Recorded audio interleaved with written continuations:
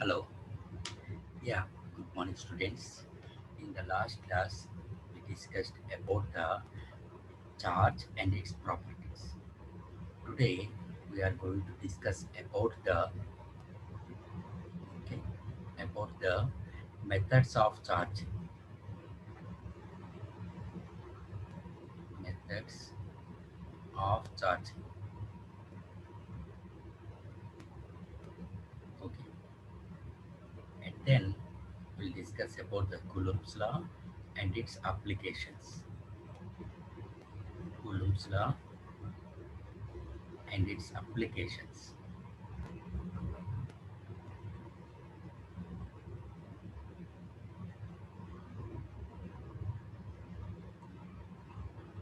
And its applications. That is our today's topic. Okay. After these applications, we'll discuss the numericals on this Coulomb's law. Okay. Here, in methods of charging, okay, before going to see the methods of charging, we know that substances will be of two types. Okay. They are conductors and then insulators. They are conductors and then insulators. Conductors, it means that the substances which allows the charges to flow through it. Substances which allows which allows charges to flow through it. Which allows charges to flow through it can be called as conductors. Okay, that is the best example for the conductors. It is metals. Okay, best example is metals. And the substances which does not allow the charges to flow through it. Okay, substances which does not allow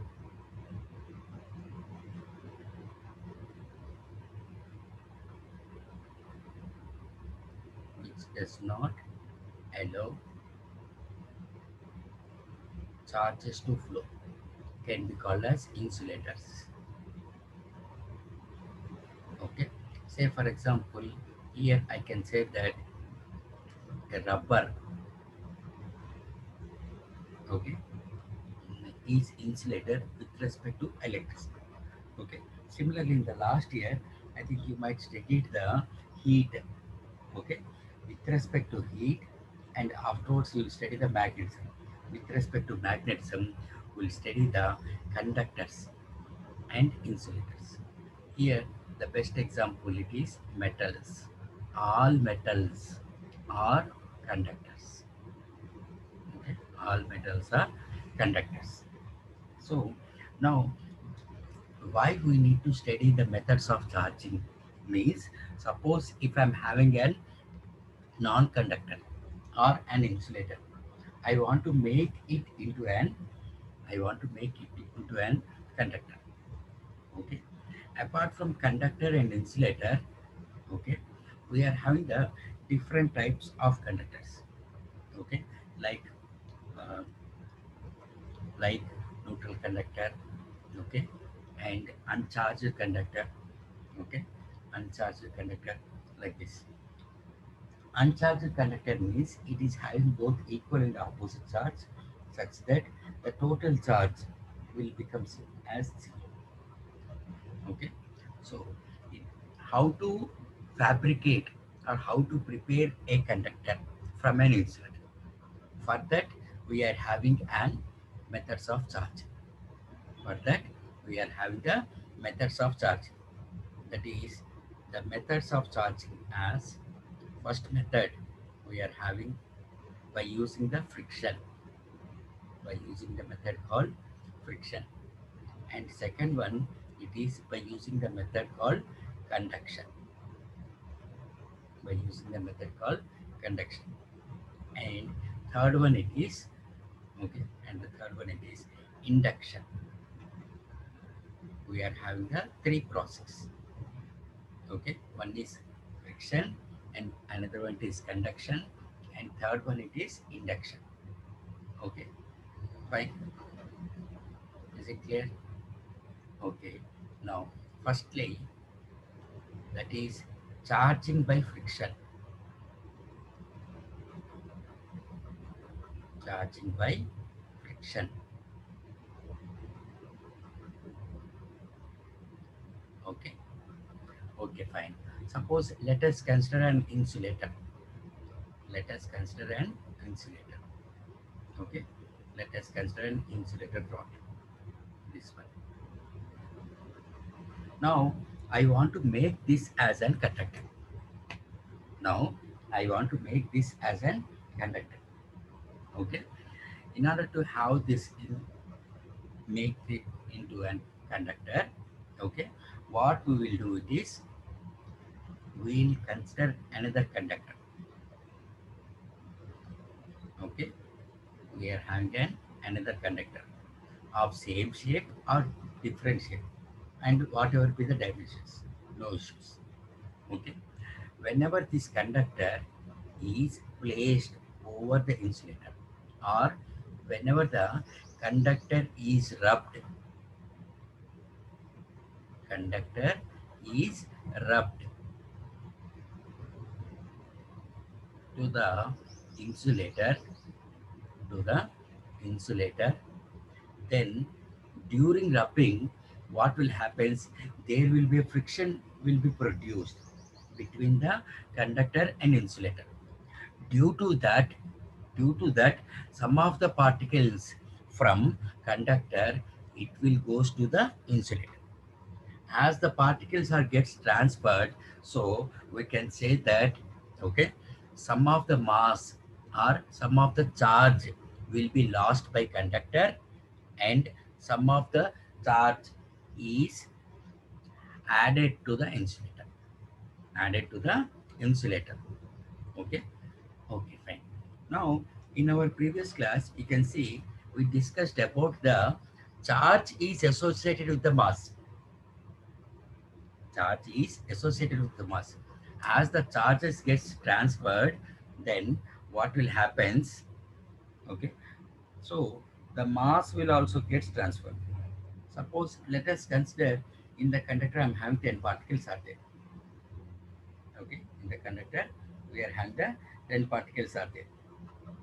In that, suppose two particles, okay, gets transferred to insulator due to the rubbing, due to the rubbing.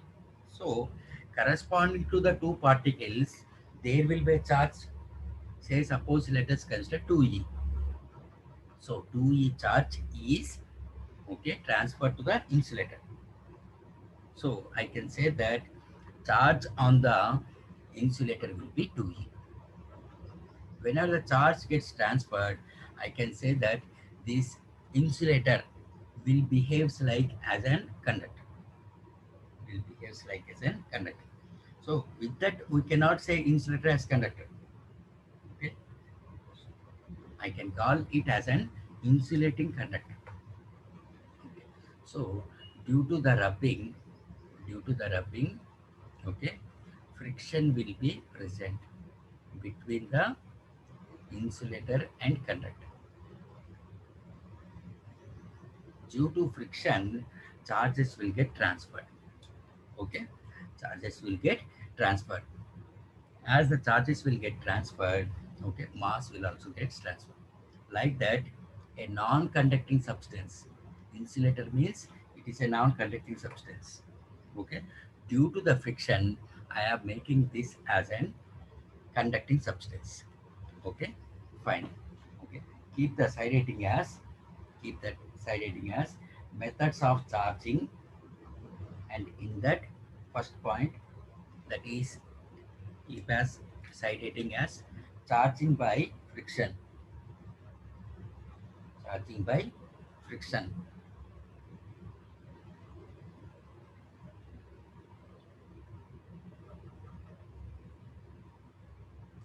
Okay, na? Charging by friction. Okay, fine. First point right down.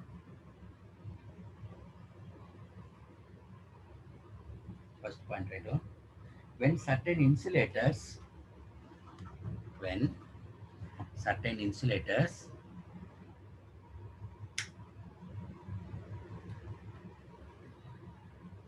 are rubbed with are rubbed rubbed are rubbed with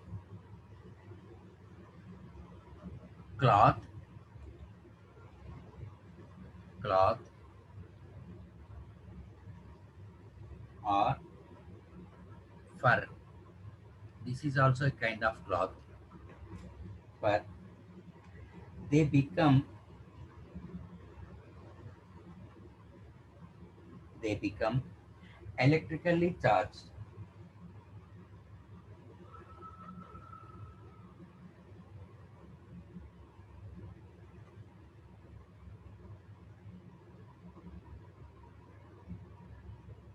Electrically charged by transfer of charge.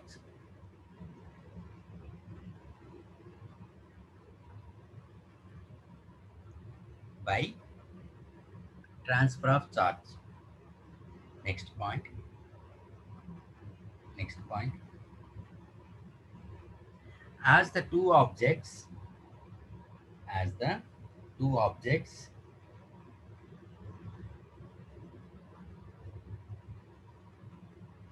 as the two objects are rubbed together,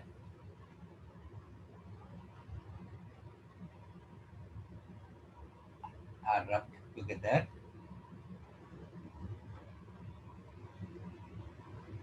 one object one object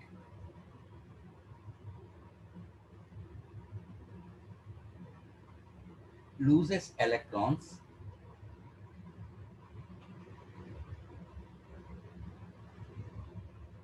loses electrons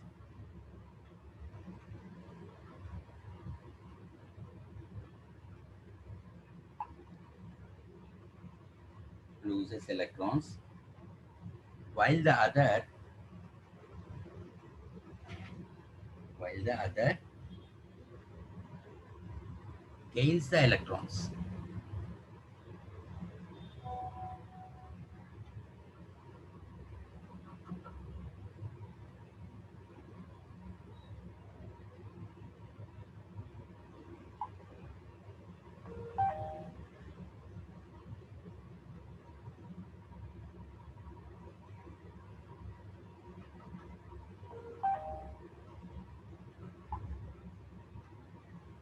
Okay, while the other gains the electrons.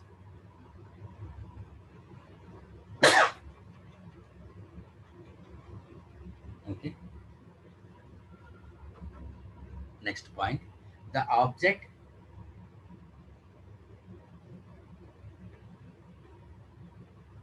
the object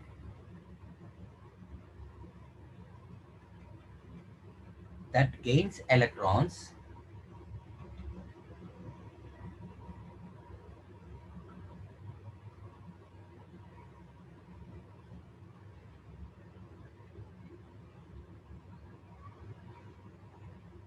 that gains electrons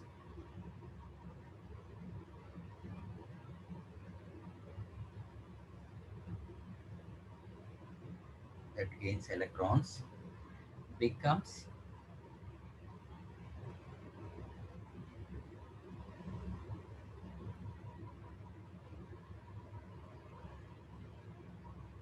negatively charged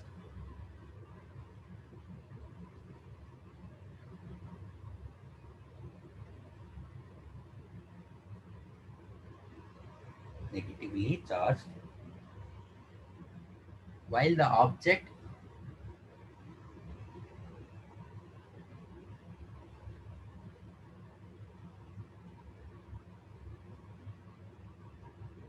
while the object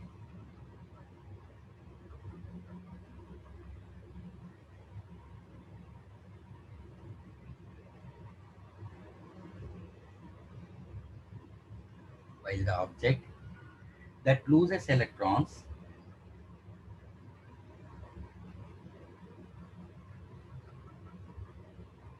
becomes positively charged.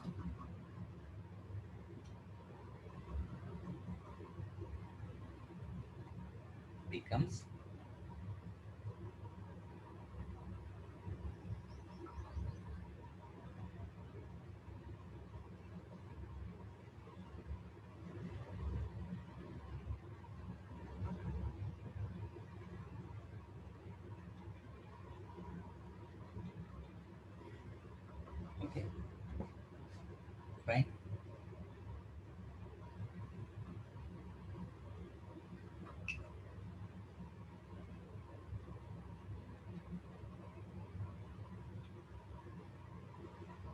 Becomes positively charged. Next point, the transfer of charge is due to the transfer of charge due to contact between the materials, contact between the materials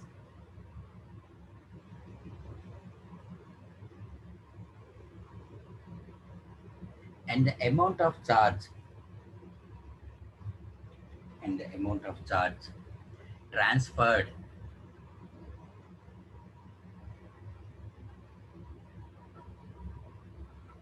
transferred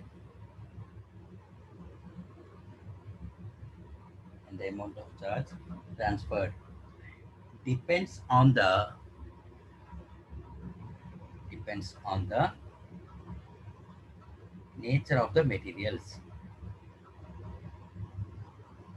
depends on the nature of the materials. That is what about the charging by friction.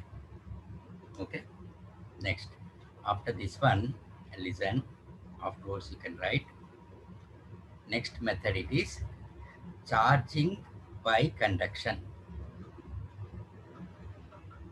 Charging by conduction.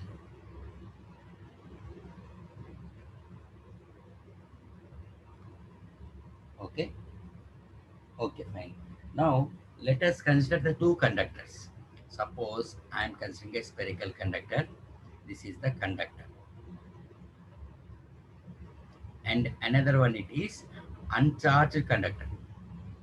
This is uncharged conductor.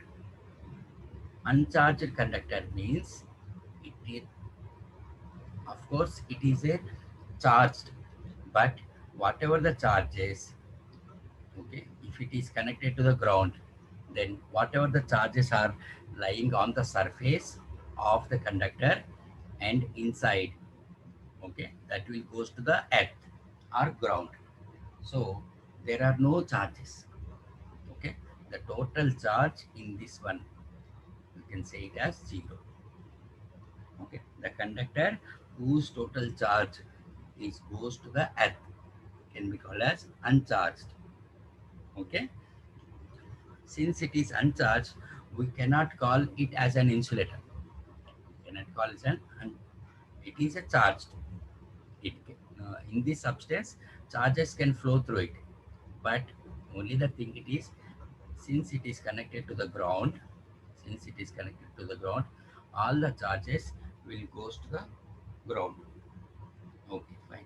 Whenever we place an charged conductor and uncharged conductor, okay, very nearby, okay, or the distance between them, it is very small, very small, then what will happens, okay,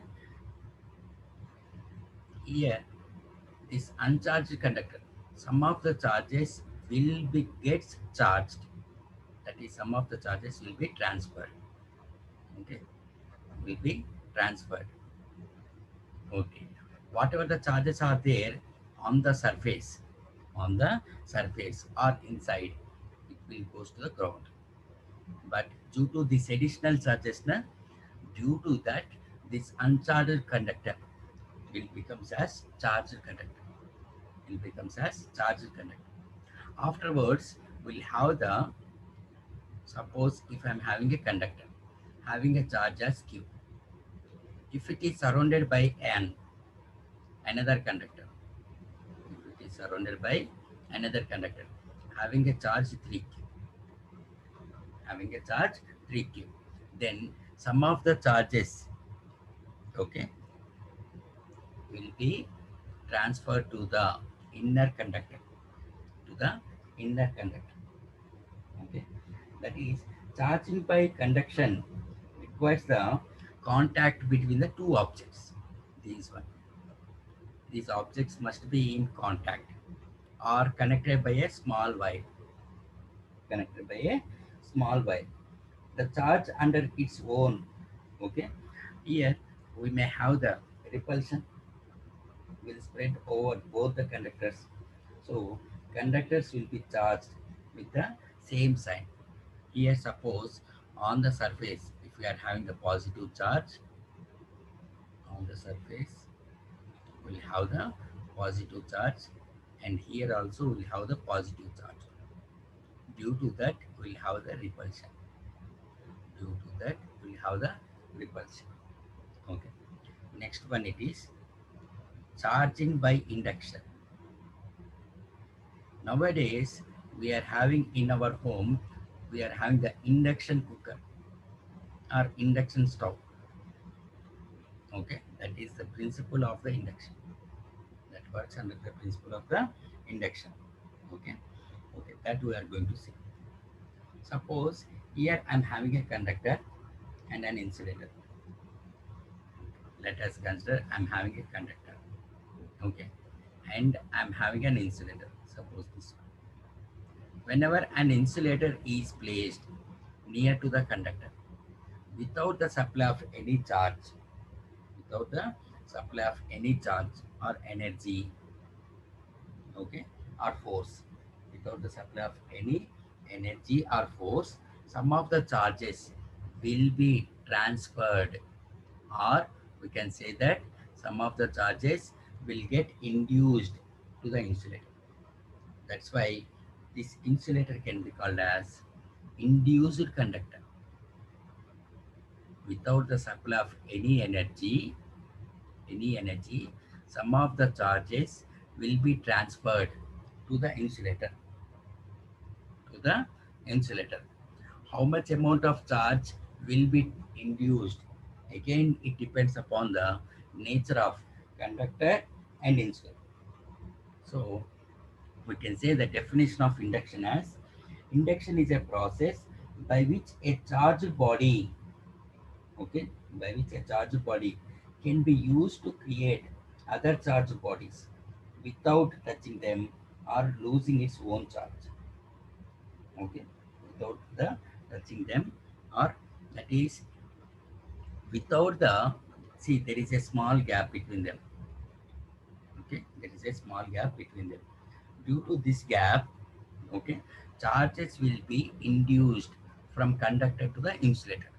Say for example, induced means, see, in my school days, what I used to do it is, on September 5th, we'll celebrate the Teachers' Day. Any one of the student, okay, they will try to get induced from their teachers. Okay, either it's a math teacher, mathematics teacher, or science teacher. Some people, they will get induced from their English teacher. Okay, induced, that means whatever the qualities or whatever the charges are there in the conductor, it will get induced to the insulator. That is obtaining the particles or property from another one can be called as induction. Can be called as induction. Okay. Suppose let us consider in the conductor I'm having 10 charges are there, 10E. Initially here I don't have anyone, 0E. Suppose if 10 charges, out of 10 charges, if initially 2 charges are induced to the insulator, then here it will be plus 2E, and here it will be 10E minus 2E. Since the conductor is donated now, that's why it is negative. Minus 2E, it is lost. That's why it is 80. If suppose after some time 4 charges are induced to the insulator, then 10E, that is 10E minus 4E, that is nothing but 6E. See, at any point of time, the total number of charges is equal to 10 in both conductor and induced conductor Okay, we are having both the total number of charges will be the same. That is equal to 10. That is equal to 10. Okay. Like this, we'll fabricate or we'll prepare an insulator into a conductor. Into an conductor. Okay. That is next one. After the methods of charging, okay, we are having the Coulomb's law. We are having the Coulomb's law. Okay. In this Coulomb's law, before going to Coulomb's law, firstly we'll discuss about the inverse square law.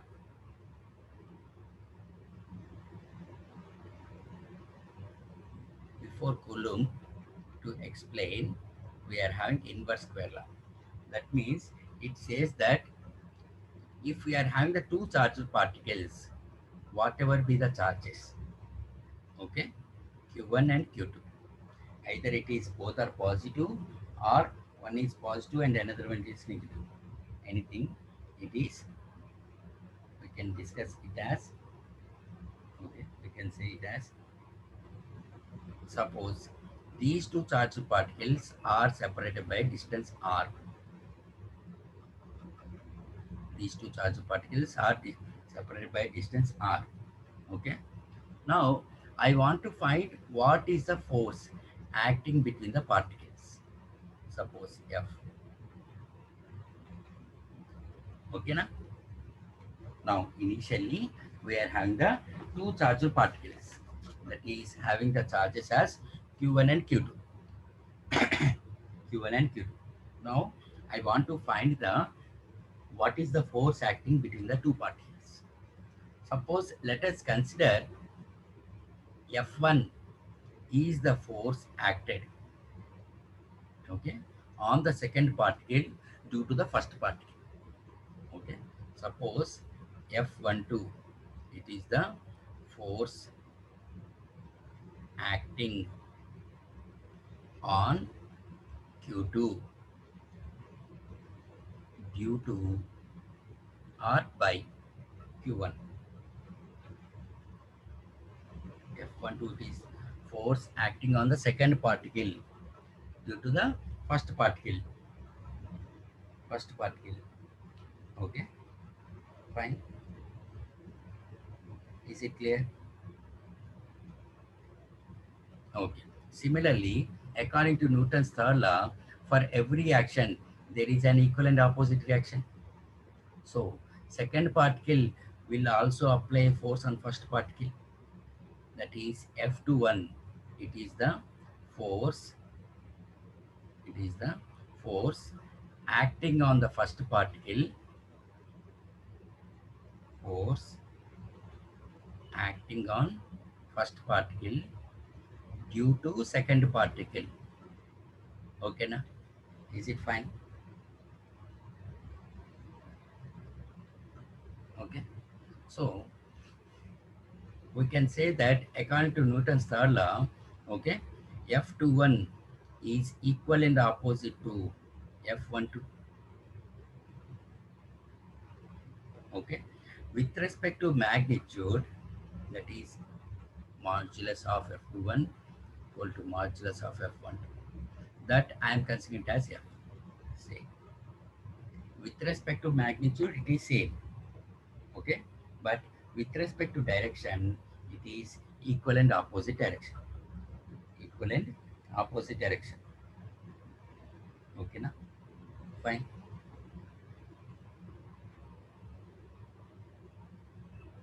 Okay, fine. Now I need to find this F. Okay. Observe here carefully. The force between the two particles, okay, is directly proportional to product of the magnitude of the two charged particles. Product of the magnitude of the two charged particles. As the magnitude of charge increases, force between them will also be increases, right? Force between them also increases. Okay. As the distance between the particles increases, the force between the particle decreases. Or As the distance between the particle decreases, force between them increases. So I can say that F is proportional to 1 by r square. Okay. Why? Now you may ask me why it is, sir, why it is square, sir? Okay.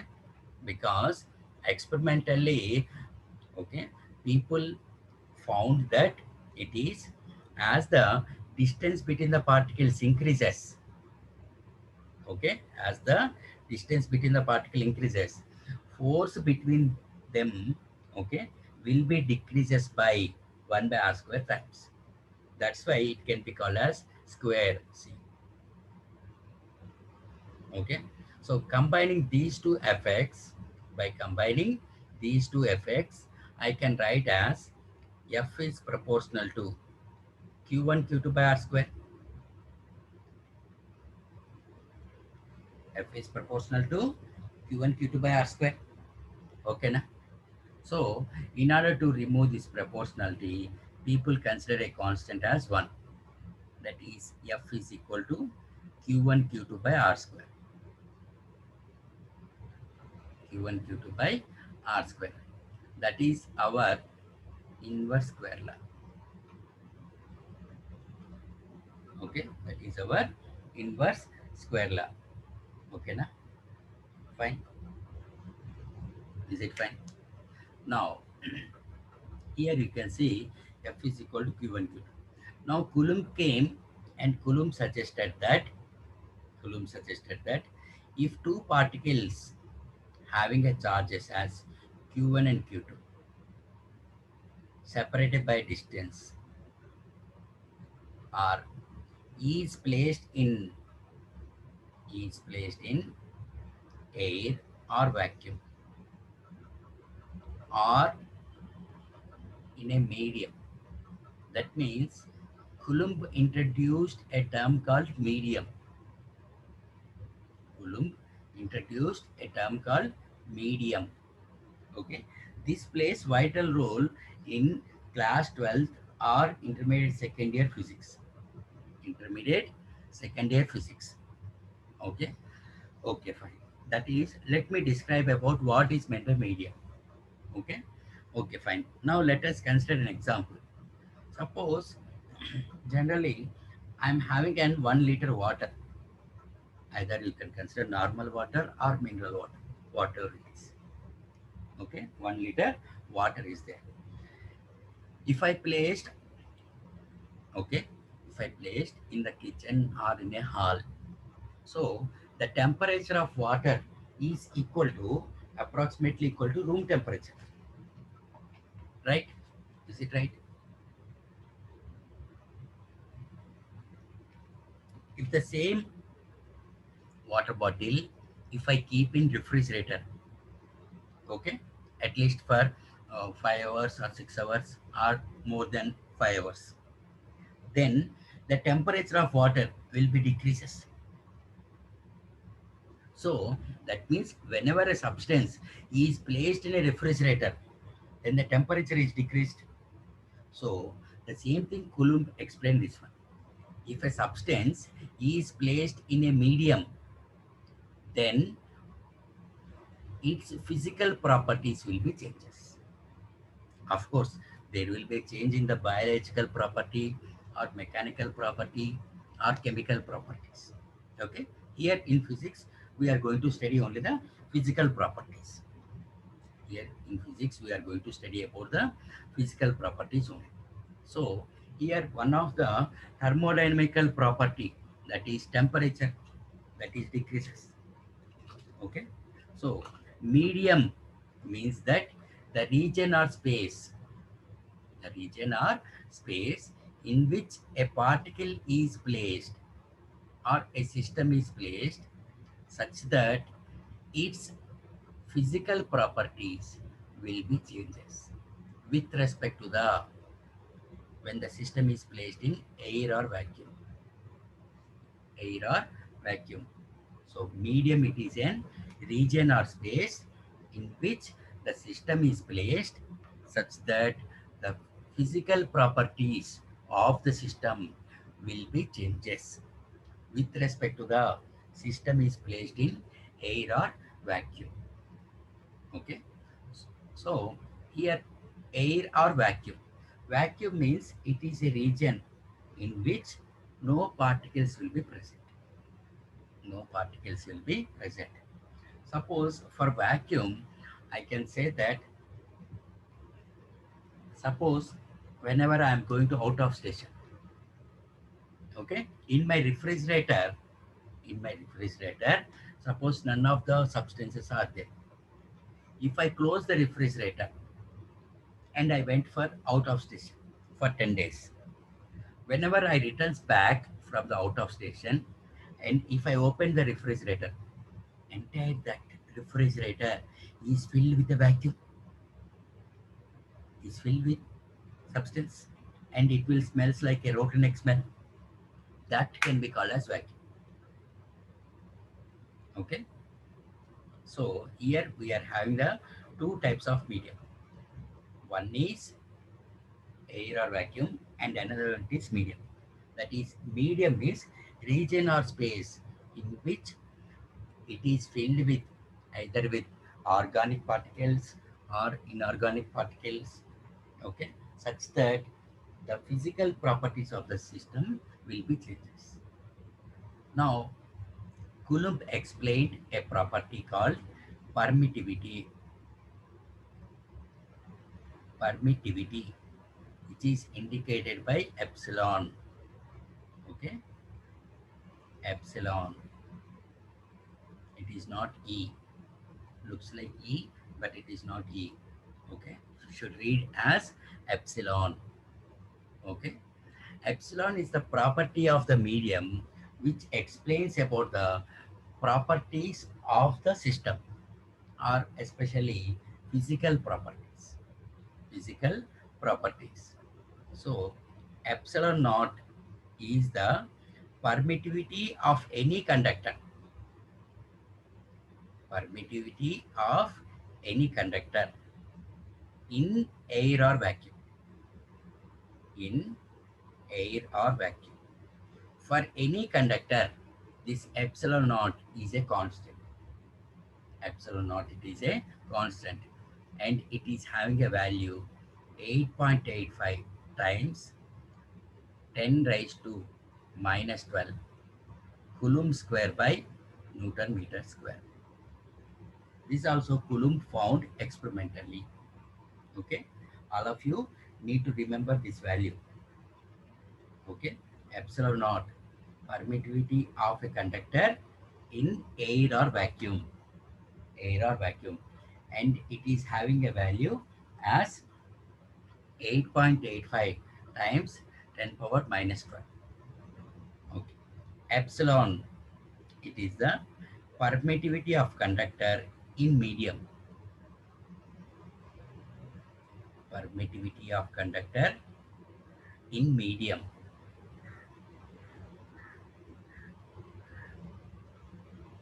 Okay, fine. Now we can say that it is, suppose let us consider any physical property. Okay, any physical property. Suppose I will consider velocity. So velocity of particles in medium depends upon velocity of particles in air. Can I say? Okay, na? Okay. See, that means here what we are observing is that how the velocity, how the particles are in motion in a medium with respect to the motion of the particles in air or vacuum. In air or vacuum. Okay, na?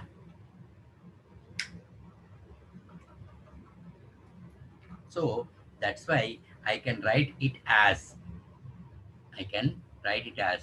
epsilon is directly proportional to epsilon naught. Epsilon is directly proportional to epsilon naught. Okay. Okay, fine. In order to remove this one, we are having a constant called K. called K. That is, K is defined as K equal to epsilon by epsilon naught. In some textbooks, they will write instead of epsilon as epsilon medium. Epsilon, it is the permittivity of conductor in air or vacuum, and epsilon naught is the permittivity of conductor in air or vacuum. Epsilon is the permittivity of conductor in medium, and epsilon naught is the permittivity of conductor in air or vacuum. So K defines about the permittivity of conductor in medium with respect to the air or vacuum. So that's why it can also be called as relative permittivity, relative permittivity, or relative permittivity is indicated by epsilon or dielectric constant, dielectric constant. Okay, na? K can be called as dielectric constant. Okay, one C, right on.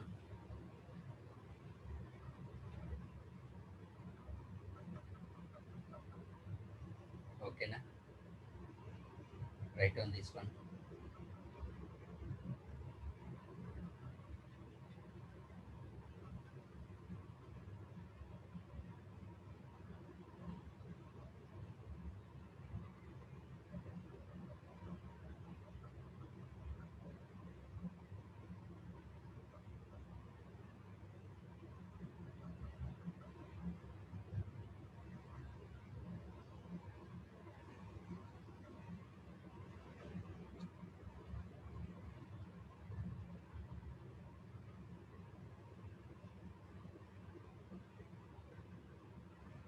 Okay, na, fine.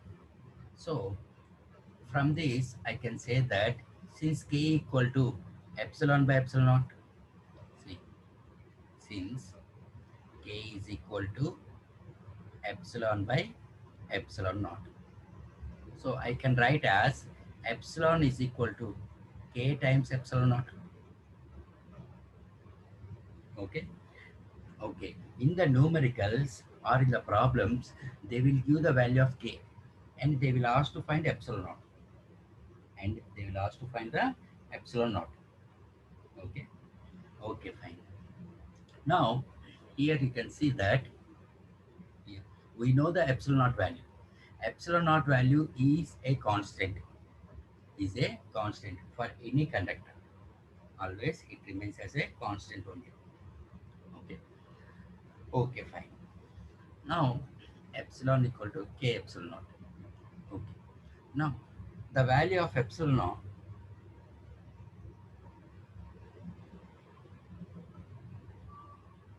the value of epsilon naught is 8.85 times 10 power minus 12 Coulomb square by Newton meter square. Okay, fine.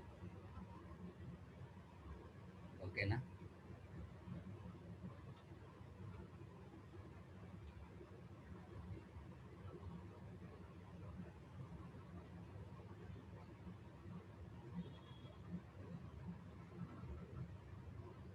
Okay, na?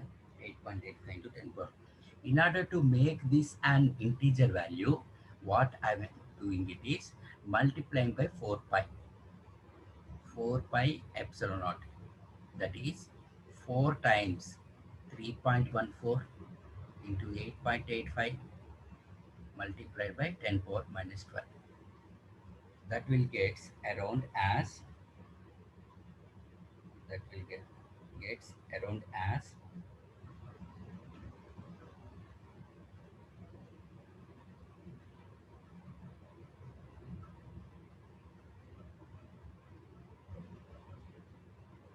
111.156. So That means Coulomb observed that, okay, when the two particles are placed in a medium, this permittivity will be changes.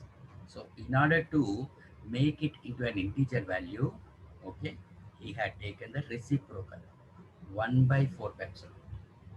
That is 1 divided by 111.156. That is approximately, we'll get it as 9 times 10 raised to 9.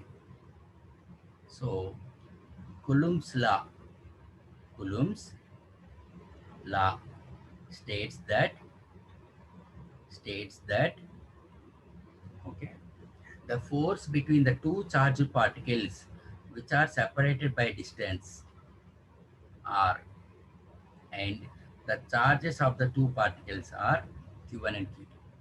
Then the force, it is defined as then the force it is defined as 1 by 4 pi epsilon naught times q1 q2 by r square. Okay, observe carefully this 1 by 4 pi epsilon naught. Okay, it is having a value how much? 9 times 10 raised to 9. See, remember this one. Many times we'll get in the numericals. Many times we'll get in the numericals. That is 9 into 10 power 9. Okay, na? Okay, na? Is it fine? 1 by 4 pi epsilon naught is equal to 9 times 10 raised to 9. Okay, fine. Now, suppose let us consider I am having a medium. That means in this area it is filled with a gas having an permittivity in the medium as epsilon. Okay, here I am having the two charged particles having the charges as q1 and q2. They are separated by a distance r. They are separated by a distance r. Now I need to find force between the two charged particles in medium.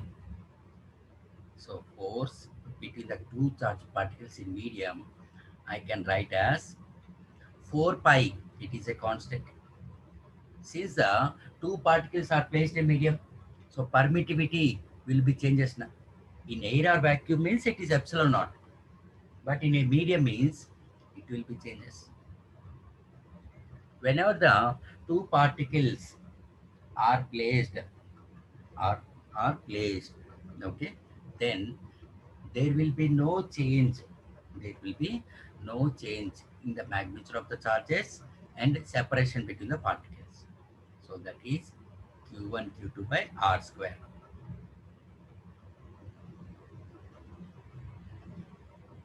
Okay, now let us consider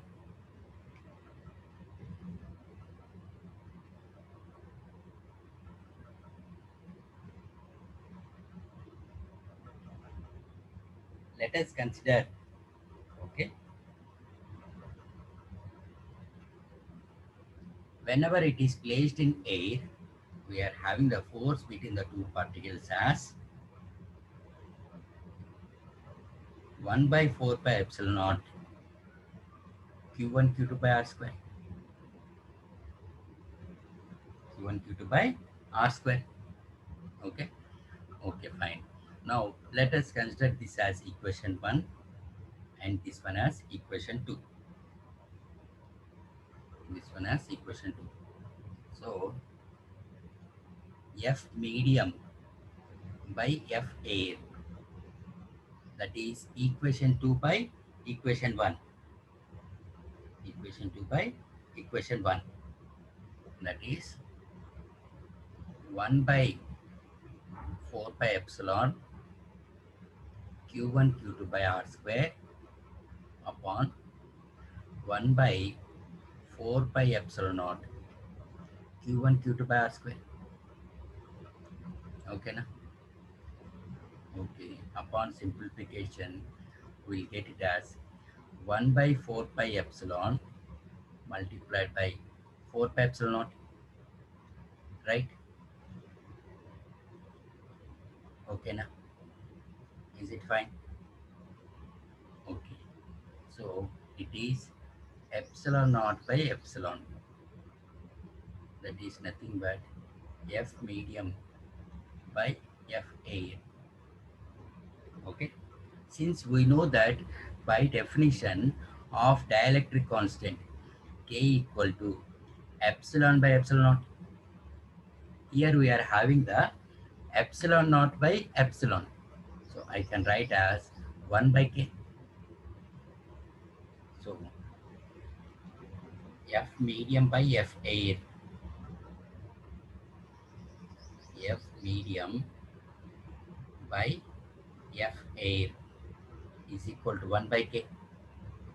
That implies F medium, that is force between the two charged particles which is placed in a medium, will be decreases by K times than the force between the two charged particles in air and vacuum. So I can say that F medium will be less than F air, will be less than the F air. That is always the dielectric constant will be K will be greater than 1. K will be greater than 1. Okay, na? Fine.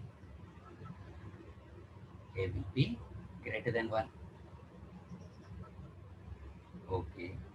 Now, see, Coulomb's force, it is given as the formula for the Coulomb's force is given as F equal to 1 by 4 pi epsilon naught Q1 Q2 by R square. Okay, this is by R square. This is in air or vacuum. This one will be in air or vacuum. Okay, suppose if it is placed in a medium, I can write as 1 by 4 pi epsilon times Q1 Q2 by R square. Okay, na? Is it fine? See, this is F air.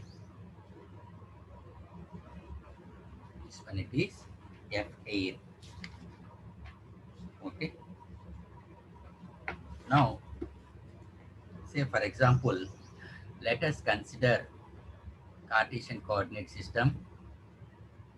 Cartesian coordinate system. This is x-axis and here it is y-axis. This is origin. With respect to origin, okay, I am having a charge particle, having a charge as q1, and it is at a position r1. It is at a position r1. That is, we can write it as r1 bar equal to x1 I cap plus y1 j cap, right? Okay. Similarly, we are having another particle having a charge q2 with respect to the origin. Here I am having a q2, which is at a position r2. That is, r2 bar is equal to x2 I cap plus y2 j cap plus y2 j cap, right? Now, I want to find the, now I want to find what is the separation distance between these two.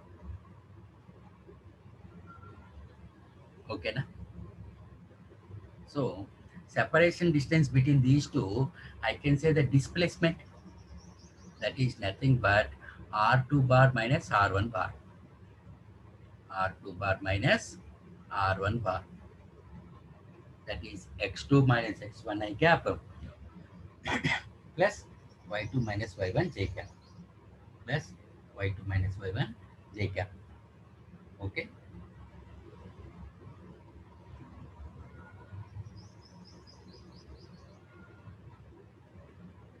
Okay, na? Okay, fine. So in this case, I want to write the my Coulomb's law. Coulomb's law. Okay, I can write as F is equal to 1 by, since the particles are placed in an air or vacuum, okay, so 1 by 4 pi epsilon naught, 1 by 4 pi epsilon naught, Q1 Q2 by modulus of R2 minus R1 whole square. Okay, that is the Coulomb's law when the two particles are placed in an xy plane, in an xy plane, or with respect to a fixed point. When the two particles are placed with respect to a fixed point, then my Coulomb's law is this one. Okay, in the vector form, Coulomb's law in vector form, I can write it as Coulomb's law in vector form.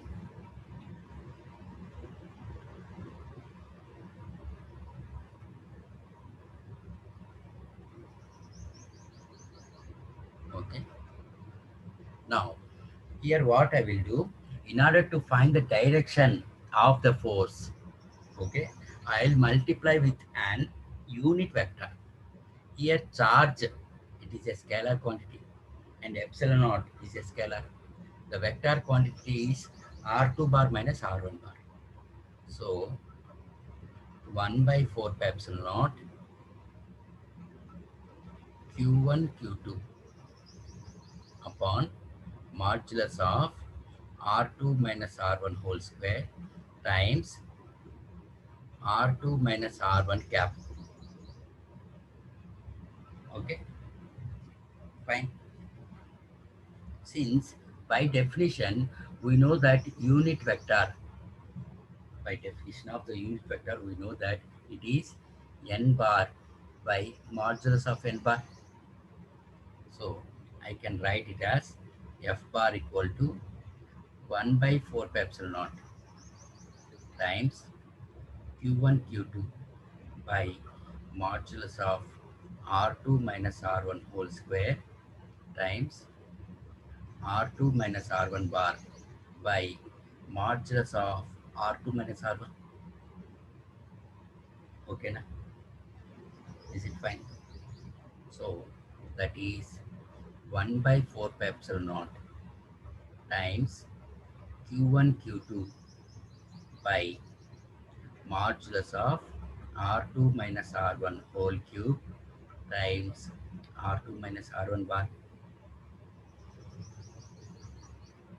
So the direction of the force will be along the direction of the displacement, that is r2 bar minus r1 bar, r2 bar minus r1 bar. Okay, that is the Coulomb's law in vector form. That is the Coulomb's law in vector form. Suppose if we are having the, here we consider the two particles.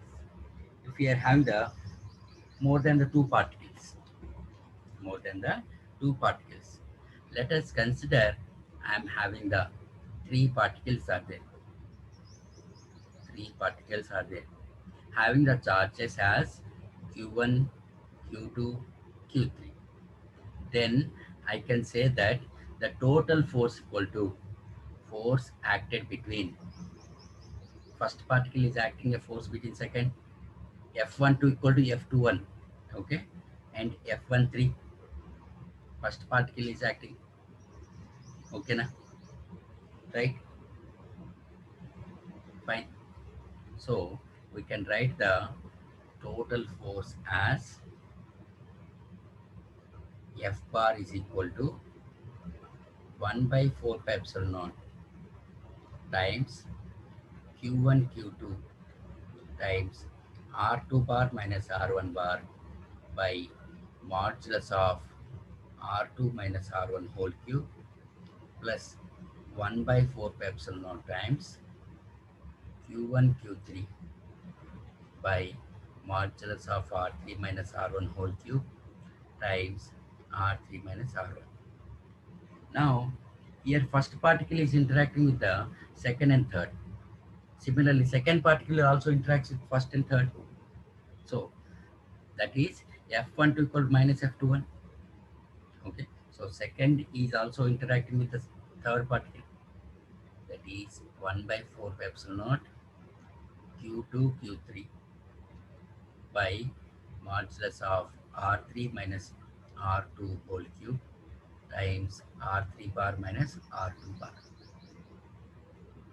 Okay. Okay, fine. If if the force acting on the second particle and the third particle are equal and opposite, then the total force will becomes as zero. Then the total force will becomes as zero. Okay.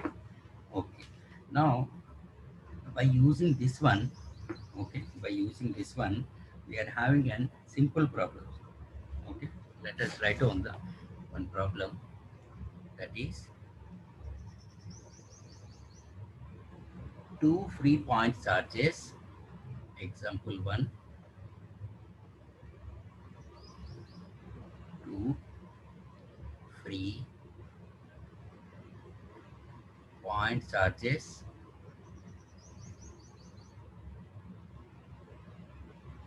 two free point charges plus q and plus 4q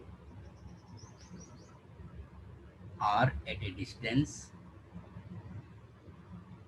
are at a distance d apart, at a distance d apart. A third charge, a third charge is so placed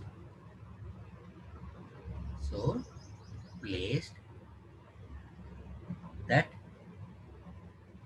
the entire system is in equilibrium.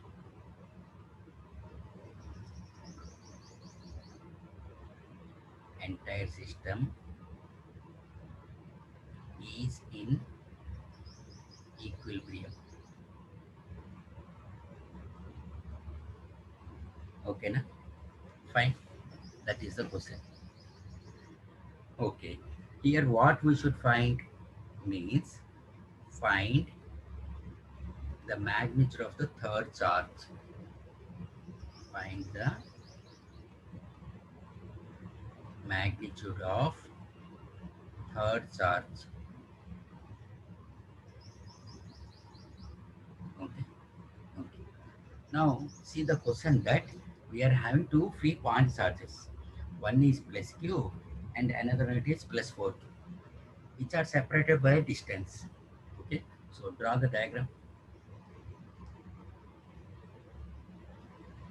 Draw the diagram. That is, here it is q1, that is plus q. Okay. And here it is q2, that is plus 4q. They are separated by distance, suppose d. Okay. Now they placed at a distance.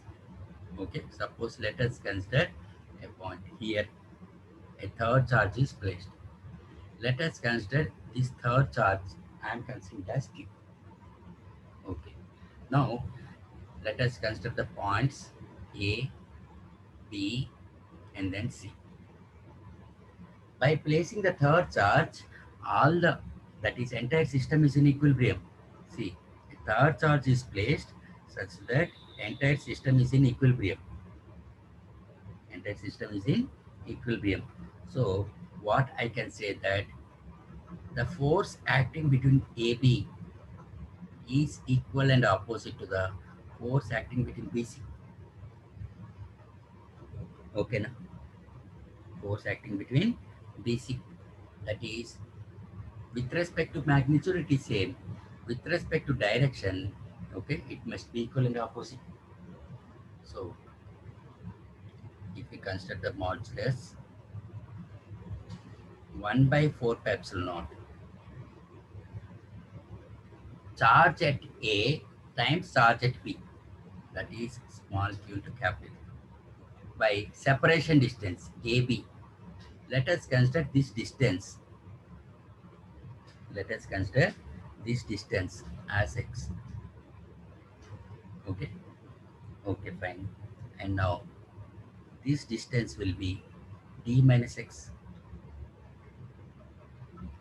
So it is x square is equal to 1 by 4 pi epsilon naught times 4 small q, that is the charge at C, times charge at B, capital, by separation distance d minus x whole square. Okay, now is it fine?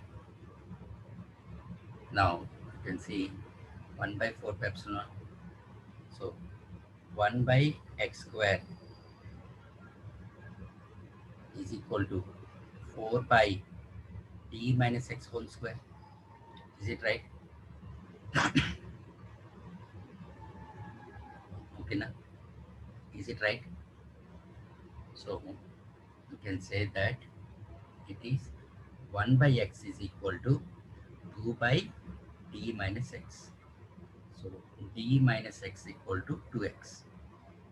So d equal to 3x. So x equal to d by 3. So a third charge is placed at a distance d by 3 from the q1 or from plus q. I need to find capital Q now.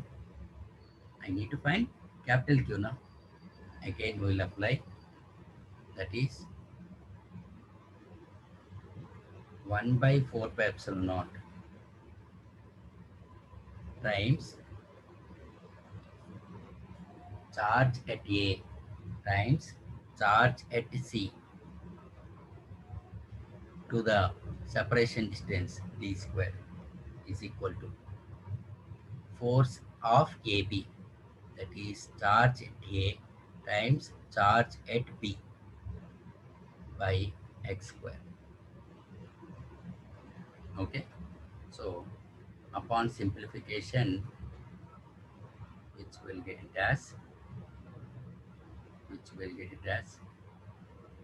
4q by d square is equal to capital Q by, already we got x as d by 3, that is d square by 9. So 4 small q by d square equal to 9 capital Q by d square. So capital Q is equal to 4q by 9. Okay, 4q by 9. Since the system should be in equilibrium, okay, the third charge must be equal and opposite. Must be equal and opposite. Okay, na? Like this. Okay, like this, we'll find the, okay, uh, magnitude of the third charge or the distance between the first charge and the third charge. Okay, like this. In the next class, okay, in the next class, we'll do some more numericals on the Coulomb's law. Okay, and thereafter I'll go to the applications. Okay, that completes the Coulomb's law, entire Coulomb's law. Okay, in my lectures, okay, along with synopsis, we'll have the numericals, and I'll do the separate videos on the numericals. Okay, okay, fine. In the next class, we'll see the this one, numericals on this Coulomb's law. Okay, numericals on this Coulomb's law, as well as applications of the Coulomb's law. That completes the Coulomb's law, entire Coulomb's law. Okay, okay.